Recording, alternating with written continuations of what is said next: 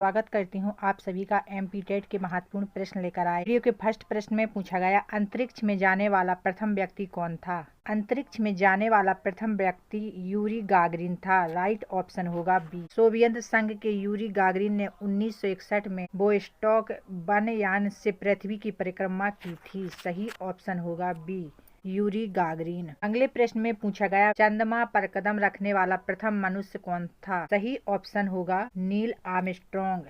Neil Armstrong चंद्रमा पर कदम रखने वाला प्रथम व्यक्ति था।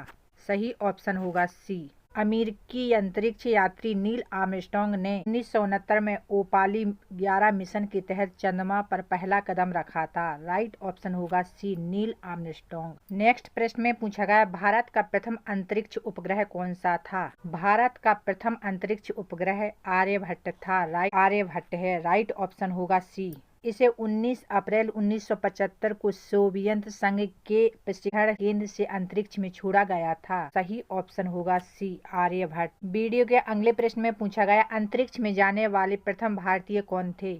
अंतरिक्ष में जाने वाले प्रथम भारतीय राकेश शर्मा थे। राइट ऑप्शन होगा बी। भारतीय अंतरिक्ष अनुसंधान संगठन इसरो का मुख्यालय कहाँ स्थित है। भारतीय अंतरिक्ष अनुसंधान संगठन इसरो का मुख्यालय बेंगलुरु में स्थित है। राइट ऑप्शन होगा सी। इसरो की स्थापना 15 अगस्त 1969 को हुई और इसका मुख्यालय कर्नाटक के बेंगलुरु में है। राइट ऑप्शन होगा सी, बेंगलुरु। वीडियो के अगले प्रश्न में पूछा गया सौरमंडल का सबसे बड़ा ग्रह कौन सा है। सौरमंडल का सबसे बड़ा ग्रह बृहस्पति है। राइट ऑप्शन होगा बी। बृहस्पति एक गैस दानव ग्रह है और इसका आकार अन्य सभी ग्रहों से संयुक्त रूप से भी बड़ा है। सही ऑप्शन होगा बी, बृहस्पति सबसे बड़ा ग्रह है। वीडियो के नेक्स्ट प्रश्न में पूछा गया सूर्य के सबसे निकट का ग्रह कौन सा है। राइट ऑप्शन होगा डी। सूर्य के सबसे निकट का ग्रह बुध है। राइट ऑप्शन होगा सी, बुध। बुध सौरमंडल का सबसे छोटा और सूर्य के सबसे पास का ग्रह है जो सबसे तेज गति से सूर्य की परिक्रमा करता है।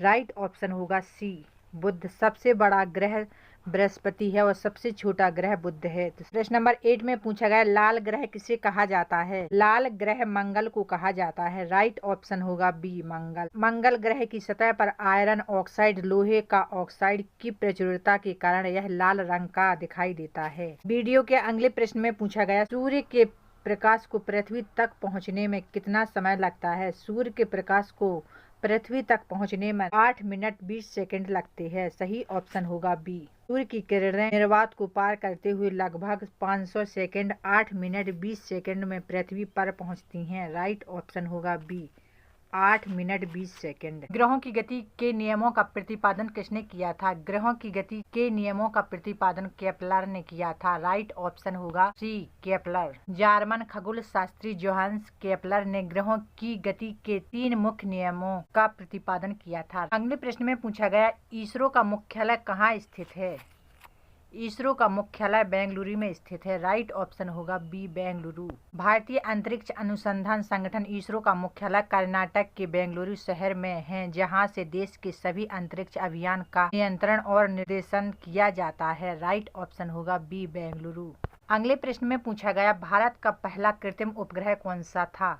भारत का पहला कृत्रिम उपग्रह आर्यभट्ट था। राइट ऑप्शन होगा सी, आर्यभट्ट। भारत का पहला उपग्रह आर्यभट्ट था जिसे 19 अप्रैल 1975 को सोवियत संघ के रॉकेट की मदद से अंतरिक्ष में भेजा गया था। इसका नाम महान खगोल शास्त्री आर्यभट्ट के नाम पर रखा गया था। राइट ऑप्शन होगा सी, आर्यभट्ट। नेक्स्ट प्रश्न में पूछा गया PSLV का पूरा नाम क्या है। PSLV का पूरा नाम पोलर सैटेलाइट लॉन्च व्हीकल है। राइट ऑप्शन होगा सी। PSLV का अर्थ पोलर सैटेलाइट लॉन्च व्हीकल है। यह इसरो का सबसे भरोसेमंद रॉकेट है जिसका उपयोग मुख्य रूप से ध्रुवीय कक्षाओं में उपग्रह स्थापित करने के लिए किया जाता है। राइट ऑप्शन होगा सी। अगले प्रश्न में पूछा गया GSLV का पूरा नाम क्या है। जियोसिंक्रोनस सैटेलाइट लॉन्च व्हीकल है। राइट ऑप्शन होगा ए। GSLV का उपयोग उस भारी उपग्रहों को अंतरिक्ष की भू-स्तर कक्षा में भेजने के लिए किया जाता है। इसमें क्रायोजेनिक इंजन का उपयोग होता है। राइट ऑप्शन होगा ए। अगले प्रश्न में पूछा गया भारत के अंतरिक्ष कार्यक्रम के जनक किसे माना जाता है। भारत के अंतरिक्ष कार्यक्रम के जनक डॉक्टर विक्रम साराभाई को माना जाता है? राइट ऑप्शन होगा बी। डॉक्टर विक्रम ए साराभाई को भारत में अंतरिक्ष अनुसंधान और कार्यक्रमों का संस्थापक जनक माना जाता है। उनके प्रयासों से ही 15 अगस्त 1969 को इसरो की स्थापना हुई थी। राइट ऑप्शन होगा बी। भारत का पहला मानव युक्त अंतरिक्ष मिशन कौन सा है? भारत का पहला मानव युक्त अंतरिक्ष गगनयान है। राइट ऑप्शन होगा सी, गगनयान। गगनयान भारत का पहला मानव अंतरिक्ष उड़ान मिशन है। इसका उद्देश्य भारतीय अंतरिक्ष यात्रियों को अंतरिक्ष में भेजना है। राइट ऑप्शन होगा सी, गगनयान। अंतरिक्ष में जाने वाला पहला इंसान कौन था?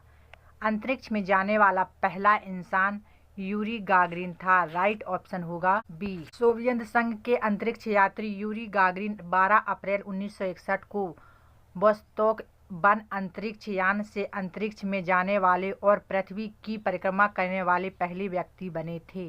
राइट ऑप्शन होगा बी, यूरी गागरिन। भारत के पहले अंतरिक्ष यात्री कौन हैं? भारत के पहले अंतरिक्ष यात्री राकेश शर्मा हैं। राइट ऑप्शन होगा B. Squadron leader Rakesh Sharma 3 अप्रैल 1984 को सोवियत संघ के T-11 मिशन के तहत अंतरिक्ष में जाने वाले पहले भारतीय बने थे। अगले प्रश्न में पूछा गया, सूर्य के अध्ययन के लिए इसरो द्वारा भेजा गया पहला भारतीय मिशन कौन सा है? सूर्य के अध्ययन के लिए इसरो द्वारा भेजा गया पहला भारतीय अध्ययन आदित्य L1 है। राइट ऑप्शन होगा सी, आदित्य L1। आदित्य L1 भारत का पहला सौर वेधशाला मिशन है जिसे सूर्य पृथ्वी प्रणाली लैग्रेंज बिंदु L1 के पास स्थापित किया गया है। राइट ऑप्शन होगा सी। चंद्रयान 3 मिशन के लैंडर का नाम क्या था? चंद्रयान 3 मिशन के लैंडर का नाम विक्रम था। राइट ऑप्शन होगा बी। चंद्रयान 3 का नाम डॉक्टर विक्रम साराभाई के नाम पर विक्रम रखा गया था और इसके साथ जो रोवर था उसका नाम प्रज्ञान। अधिकांश क्षुद्र ग्रह किसकी परिक्रमा करते हैं? अधिकांश क्षुद्र ग्रह सूर्य की परिक्रमा करते हैं। राइट ऑप्शन होगा बी।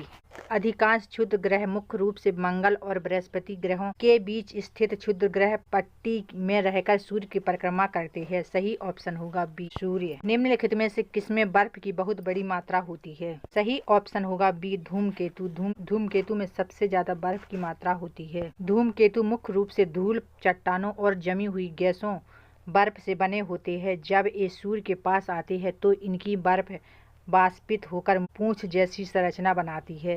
सही ऑप्शन होगा बी, धूमकेतु। इनमें से कौन सा वैज्ञानिक ऑप्टिकल उपकरण नहीं है? राइट ऑप्शन होगा ए, पेरिस्कोप। पेरिस्कोप वैज्ञानिक ऑप्टिकल उपकरण नहीं है। पेरिस्कोप का उपयोग मुख्य रूप से पनडुब्बियों में पानी के भीतर से सतह का दृश्य देखने के लिए किया जाता है, जबकि अन्य सीधे तौर पर सूक्ष्म या खगोलीय अध्ययन के वैज्ञानिक ऑप्टिकल उपकरण है। राइट ऑप्शन होगा ए, पेरिस्कोप। इस खगोल शास्त्री ने यह सुझाव दिया था कि सूर्य सौरमंडल के केंद्र में है।